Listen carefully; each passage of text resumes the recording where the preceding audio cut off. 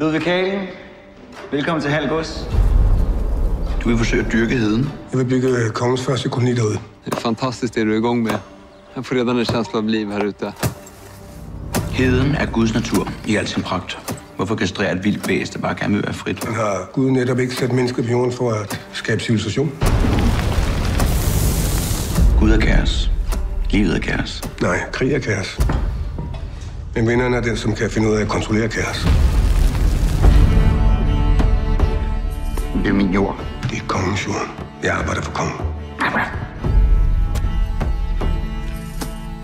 Hold op med at tale om kongen, som om du kender ham.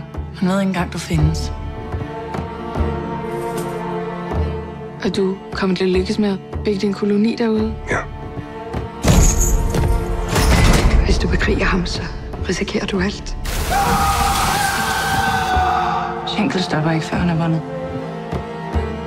Jeg har brug for dig. Du vil bare have din adelige titel, så du kan mænge dig med de fine folk.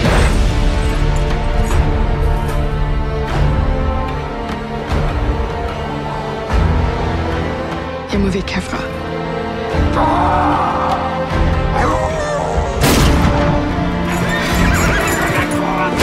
Vi vill fan inte dö för det är ett helt projekt.